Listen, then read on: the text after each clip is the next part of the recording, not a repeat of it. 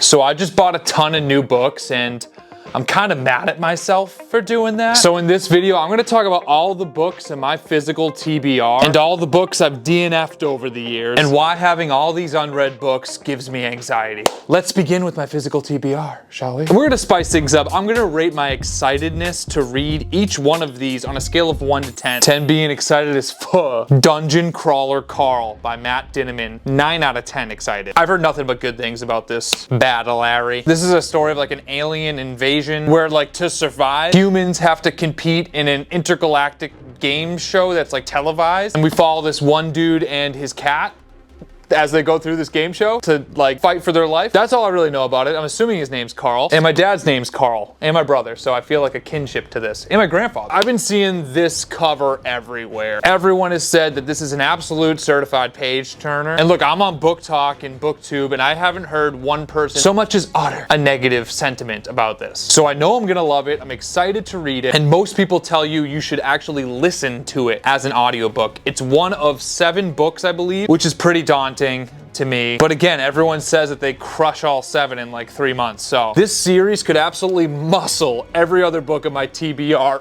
out of the way if I fall in love with it as much as everyone says I'm gonna. The main reason I only give it a 9 out of 10 instead of a 10 out of 10 is because I know I'm gonna love it, so it makes me a little bit less excited to read it. I don't think that makes sense, but Song of Achilles by Madeline Miller.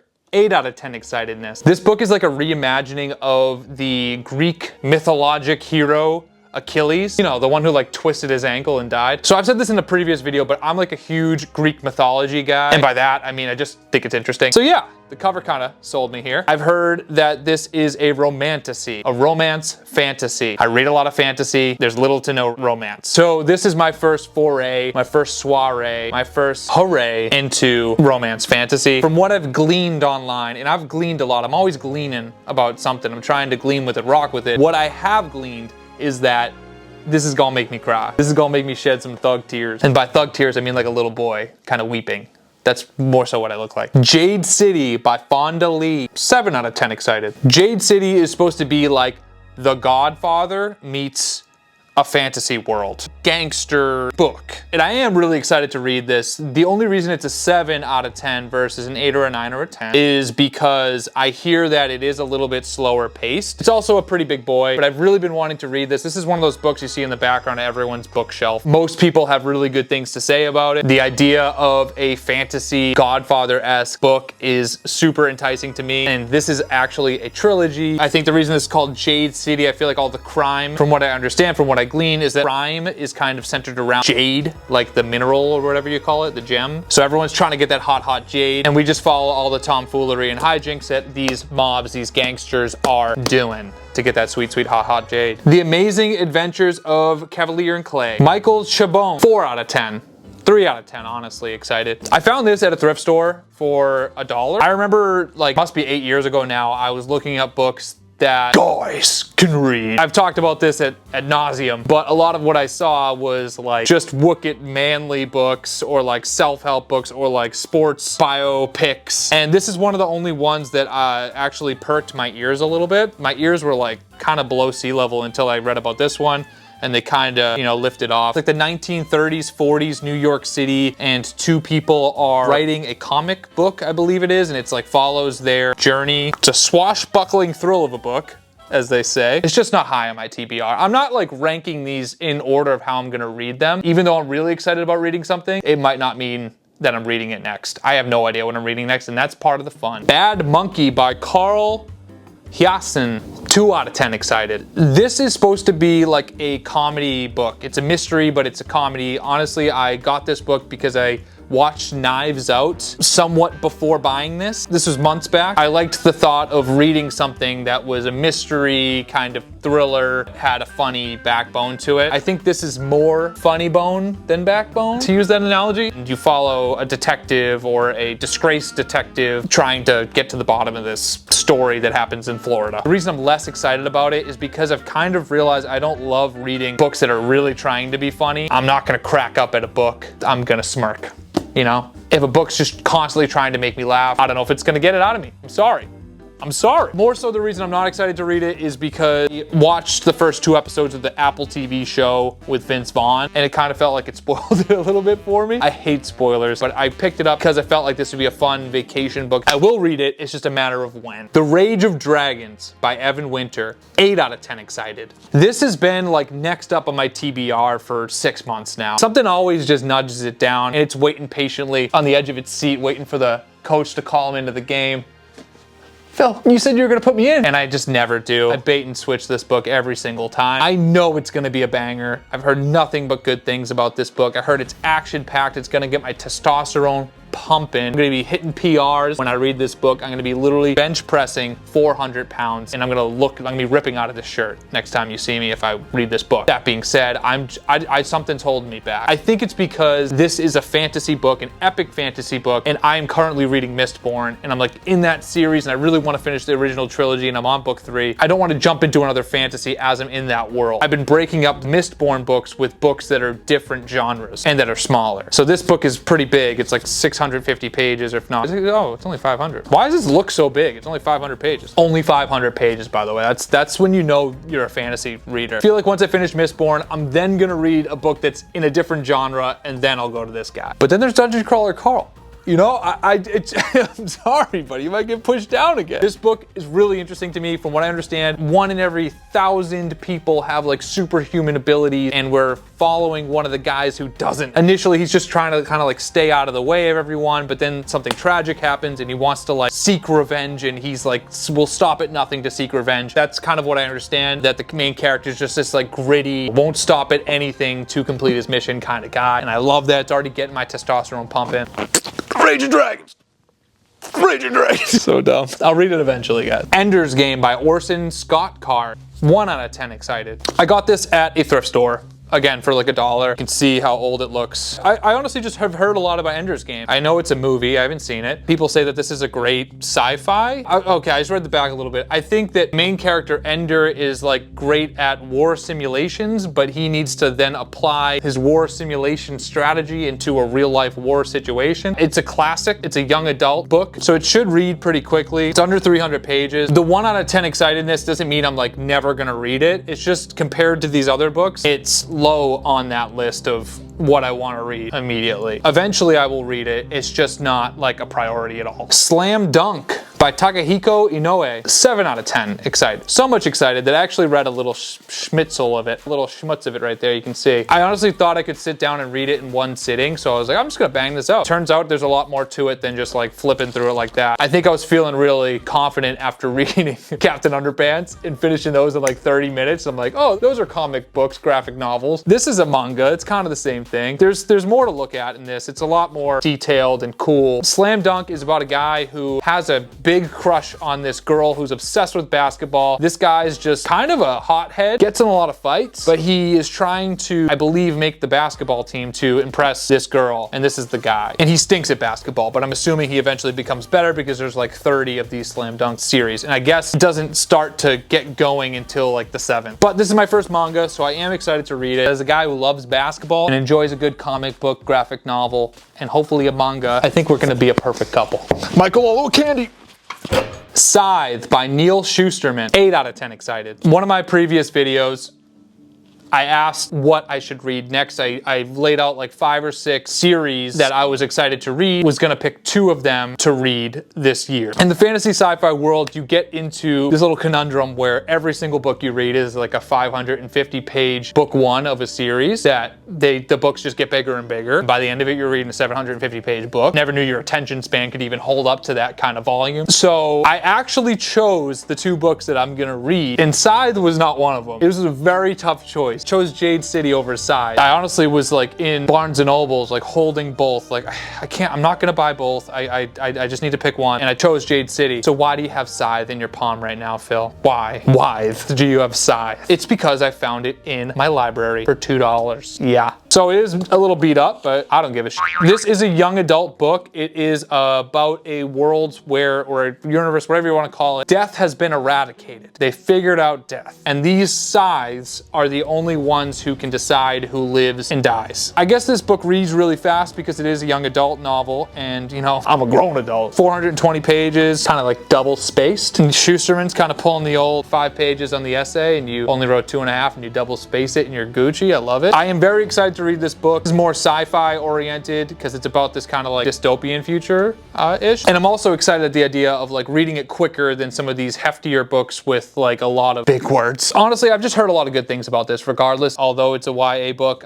people recommend it, and it probably was the second most recommended one in that video I made asking of the 5 which should I read. This was probably number 2, but I picked Jade City. I made my bet I'm gonna lie in it, so I have to read Jade City before I read this. So before I move on to the next book, I do want to kind of talk about why having any amount of books on my physical TBR just makes me feel a type of way that I don't enjoy. What I found is like I like buying new book, whether it's at a library or a used bookstore, Barnes and Nobles. I like buying the book and kind of going home and reading it. It's like a shiny new object that I'm excited to play with. The issue when you buy a lot of books that you know you're gonna read one day is that like mentally that shiny new object becomes less shiny as the days go on. So when they lose their shine, my willingness, my wantingness, my momentum to read them goes down. I don't get as excited to pick a new book out of this than I do to like buy it from a store and read it right away. I love just like to buy it and just go home and be like, oh yeah, something about it. And also like subconsciously, like I have this guilt of buying things that I'm not using. With like shirts, like if I buy a shirt and I realize a week later that I hate it, I'm wearing that shirt all the time, even if I hate it. Like I need to get my wares out of that shirt. I hate wasting things. I will eat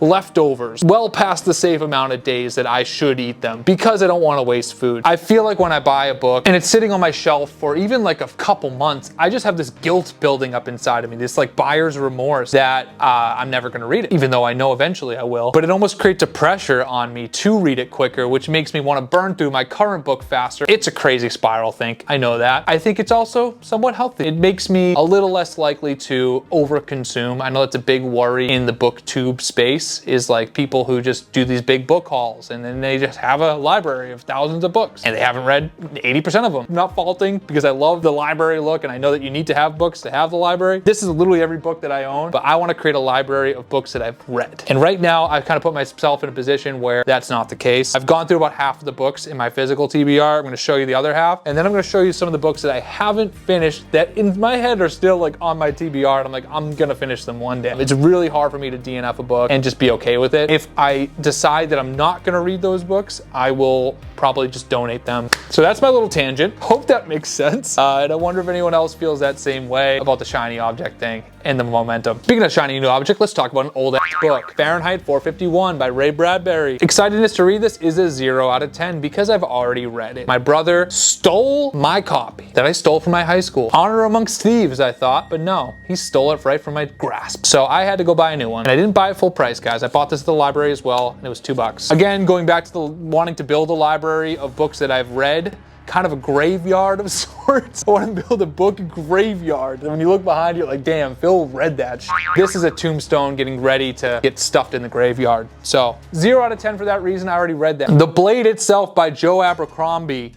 9 out of 10 excited. This was the #1 book that people told me to read when I asked what book series should I start. Everyone said, yo Phil, you gotta read Abercrombie. You gotta put on some Abercrombie. I know you got those sweatpants. I know you got that hoodie. Maybe even buy some socks and underwear and really just Abercrombie it up when you sit down and read Abercrombie. And I'm ready to do it. I'm ready to go Abercrombie squared on this bit. The Blade itself, it's a fantasy. They call it a grim, dark book. I'm expecting a lot of death, a lot of backstabbing, things like that. You follow 3 main characters. Heard of the character Inquisitor Glocta, and then there's Logan Ninefingers. I'm just assuming that's Logan Ninefingers. And then there's someone else, but you read about all these 3 characters and all their happenings. And I know I'm not selling this book very well, but this is the #1 book that people recommended that I read. They said I was gonna fall in love with these characters more potentially than Red Rising, which if you want me to read something, say that, hey Phil, you're gonna like this more than Red Rising, and I'm gonna be suckered into reading it because I love Red Rising. Ashenden by W. Somerset Maugham. 2 out of 10 excited.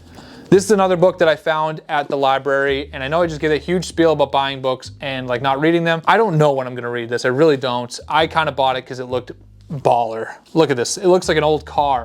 That's because it's old. It's an old book. It's about like a British spy, a British agent, and it's written by someone who was a British spy. So it's supposed to be like the most accurate spy mystery book ever. And right here it says one of the best mysteries of all time. This is like not a genre that I typically read. You've probably noticed that I read a lot of fantasy and sci-fi from what's on my TBR right now. That's definitely my appetite for genre right now. But I do like to break it up. Again, I mentioned Knives Out earlier. The Murder on the Orient Express. All those kind of movies are great. I used to love Sly Cooper, the game. I don't know how much like Sly Cooper this is gonna be, but if there's a raccoon running around the city at nighttime solving mysteries, I'm probably gonna love it. I don't think that's in the cards for this book. Yeah, Ashenden. I just got on my high horse and talked about how I only like to buy books that I'm actually gonna read. And here's a book that I don't know when I'm gonna read. And I don't think it's gonna be anytime soon, so I'm just gonna get off my high horse now. I'll just be down here for the rest of the time. Demon in White by Christopher Rocchio. 7 out of 10 excited. This is book 3 in the Sun Eater series. I've read the first 2 and they are big, chonky boyos. Look at these juicy mamas. This is what I'm talking about with sci-fi books. They just get bigger and bigger. The author just knows they got you by your ball.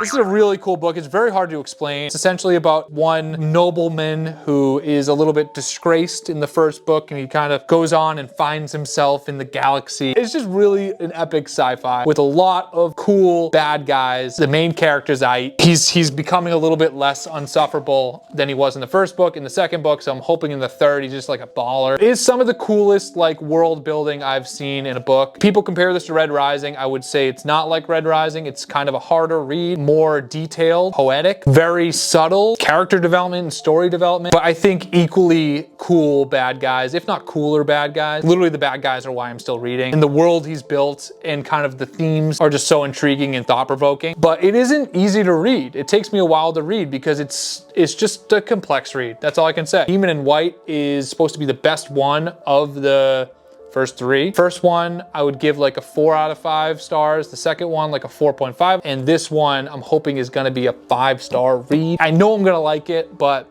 it is just so chonky. And I know my pace of reading slows down reading this versus something like Mistborn or Red Rising. I'm kind of cruising through. And just, it's like a commitment to dive into this world again, which is such a unique, cool world. But I'm having fun exploring other worlds right now. You know, I'm playing the field a little bit. And that's nice. So eventually I'll go back to the well. That is Demon in White in the Sun Eater series, but I'd say I'll probably read this later in the year, honestly. Probably not for 6 months. A book that I'll probably read before it, which is crazy to say, I'll probably get roasted for this, is A Court of Thorns and Roses by Sarah J. Maas. 5 out of 10 excited. Again, I found this at the library for $2 and I thought it was a find. This book is obviously hugely famous. I am really curious how I'm gonna like this because I feel like the guys who I've seen who've read this are like, oh yeah, that sucks. I'm not looking for like the next perfect fantasy book. I'm just looking for an enjoyable read. If this is an enjoyable, fun time, that's good enough for me. Heard it's a little spicy. Never really read a spicy book before. So between this and Song of Achilles, it's gonna be an interesting, So that is my physical TBR. Those are the books that I own that I'm going to read soon. This year, hopefully. It's time for me to get shamed. Shame. Because I'm about to show you all the books in the last like 8 to 10 years that I started and didn't finish. I'm trying to hold myself accountable. I want people to be able to say, Phil, you suck. Hey, yo, Phil, you actually suck at reading. You can say that in the comments after I go through all these. But I think this is also interesting because I talked about this again in previous videos.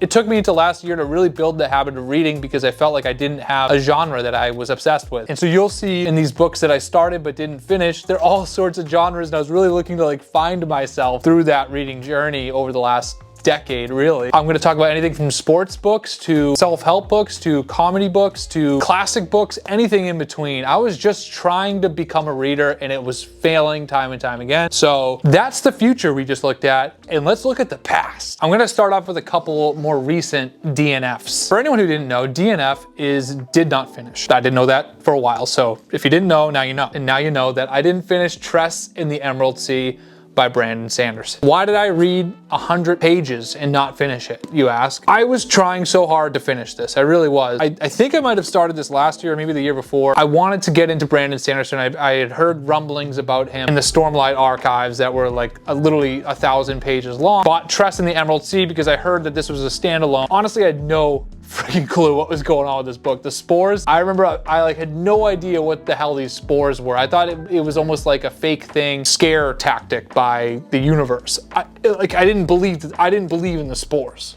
I honestly, maybe they are fake? I don't know. I honestly don't know yet. I feel like this book was a little too kind of cutesy for me with like the talking animals and stuff. And I'm not a big seafaring guy. You know, my life isn't on the sea. My life is on the ground. I don't love reading about or watching movies that are on a ship. That's kind of the vibe of this book. It's like a crew of a ship. A lot of this was nautical. It was a very nautical book, and I'm not a nautical guy. So this book is about a character, her name's Tress, leaving her home. She's like the only person to ever leave, and she's going to search for a kid that she likes. She collects cups.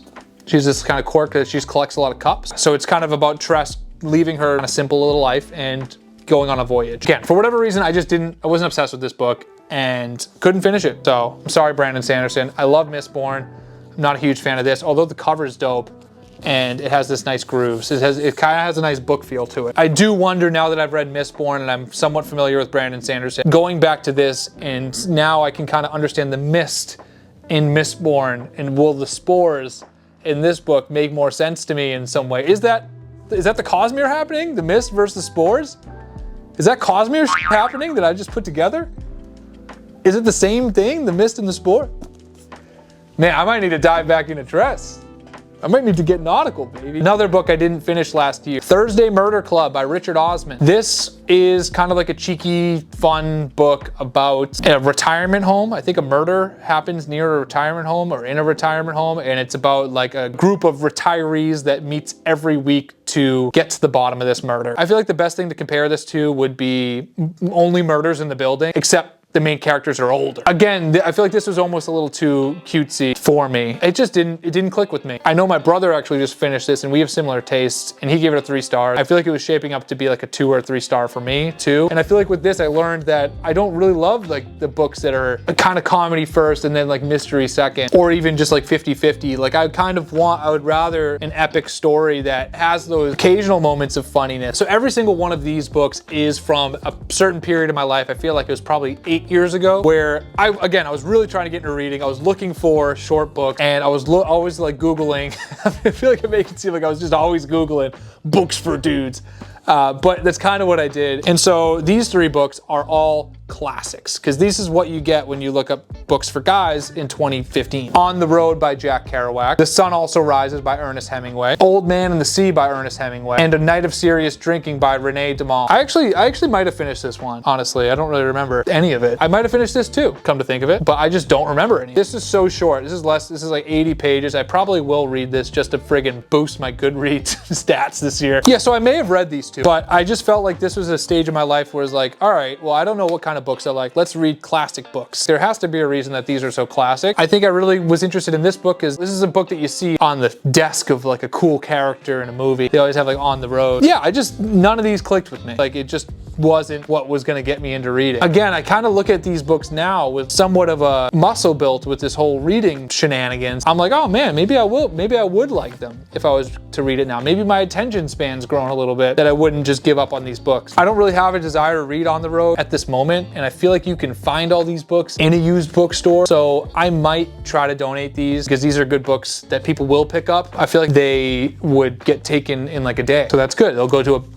a better home. Atomic Habits by James Clear. I've talked about this multitude of times, but the reason I'm gonna talk about this now is because this was my self-help era. I like the idea of self-help books. I want to improve. I actually really did enjoy this book, but I have like a third to go. This book is probably the best self-help book I would recommend to someone, even though I haven't finished it yet. I have implemented strategies of like making the small little habit changes that do compound and build, you know, actual good habit. The big takeaway from this book is like, once you identify something after building all these habits, like a gym rat, once that's part of your identity, you're gonna feel more inclined to go do those things and more guilty when you don't. So it's harder to break the habit once you've built it. And I totally get that. I feel like with me in the gym, I don't love going to the gym, but I do it because I think of myself as someone who goes to the gym. So even if I go and have a bad workout, at least I went. That being said, with these self-help books, I didn't quite have the same zhuzh. This book is literally called Finish. It's all about finishing the things that you started, Spoiler alert, I didn't finish that book. The irony is palpable. This book is called Storyworthy. I actually read a good amount of this one. This is all about telling stories, and I bought this book when decided to become a full-time content creator. For those of you who don't know, I have an account called Phil Hates Gluten. I'm primarily on Instagram and TikTok. I do have a YouTube there as well. That's my full-time job, is making content about eating gluten-free. And I felt like this would help in terms of like maybe becoming a better storyteller in general. It could help with content. It could help in real life. I'm a guy who says his ums and ahs a lot. Doesn't always know the end of the story that he says, you know, and kind of babbles. So I was hoping that this book would help me with this. It is about, there's like this group or this, it's almost like slam poetry, but for stories. And the guy who wrote this was like the best at that. It's called Moth Story Slam. I do feel like a lot of what he talks about is just like anecdotal in his own life. So it kind of was like almost like a biography, actually. This book is called Influence.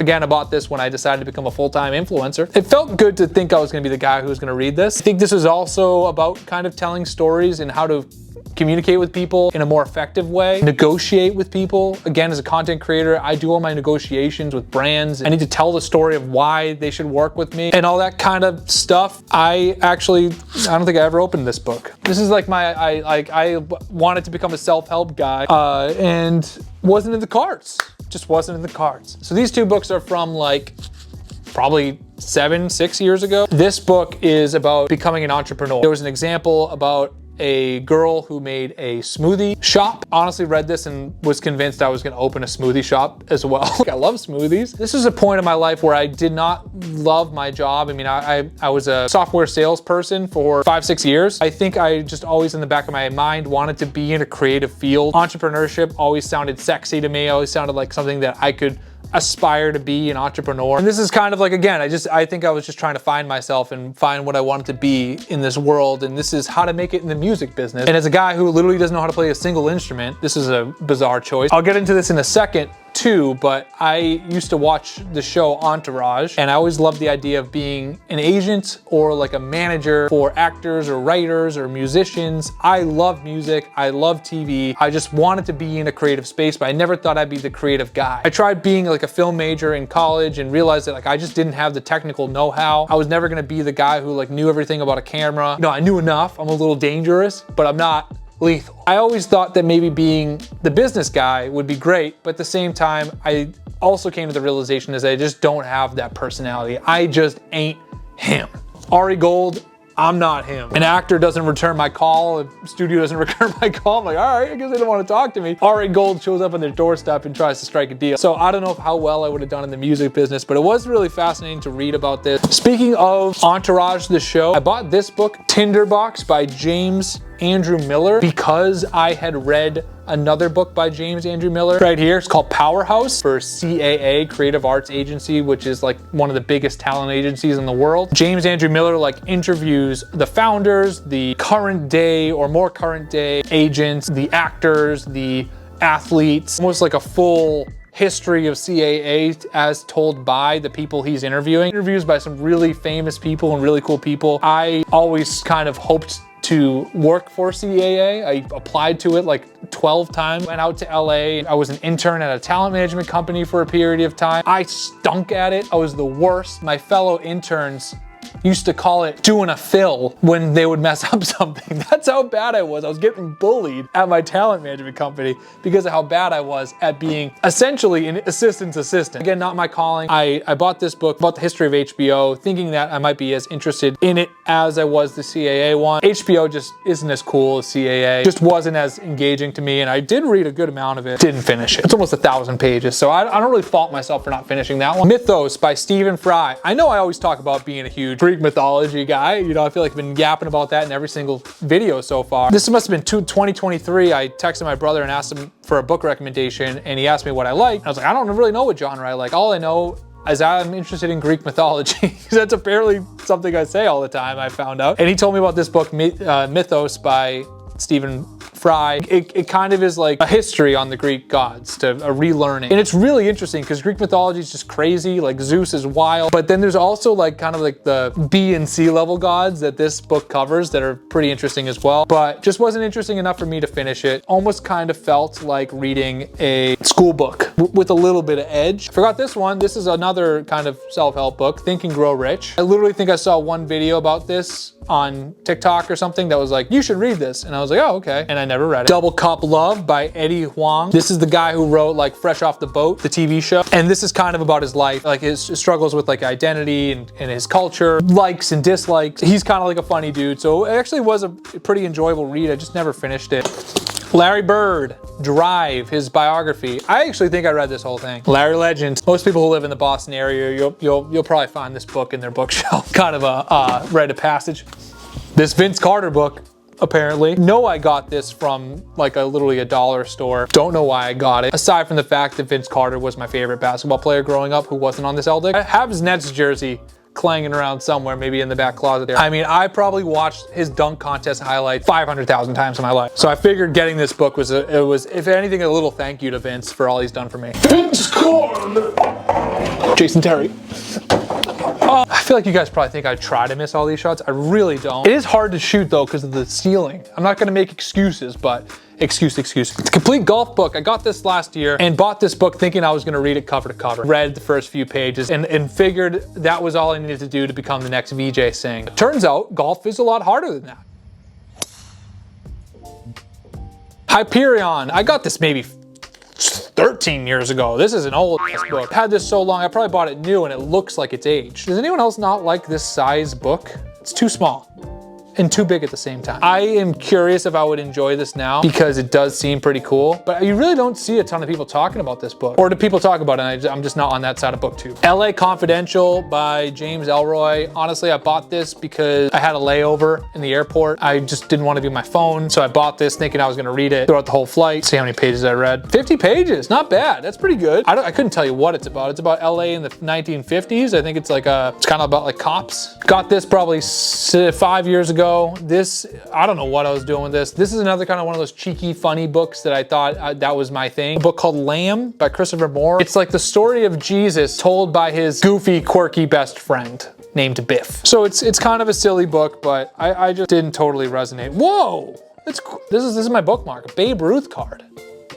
Red Sox. Warms bench after 18 and 8 season. Is this like worth a ton of money? It shows 1915 World Series games and at bats. 1 game, 1 at bat. Oh, because this is when he was a pitcher. Is this worth money? It's going back where it's safe. In a book I won't open for another 7 years. And we'll just fire off these last few. 12 Years a Slave. I think I literally read half of that, didn't finish it. It's a really short book though, and I probably will read this one day. Jerry Seinfeld, Sign Language. I don't even know if this is mine. I just know it was in my car for the longest time. And lastly, Why Do Men Have Nipples? Never actually found out the answer to that question. Let me know if you've read any of the books that are on my TBR or any of the books that were on my DNFs. And if you have, let me know why I should move that up my TBR or why I should undo that DNF and actually F it. Fall from our book stuff. Ow.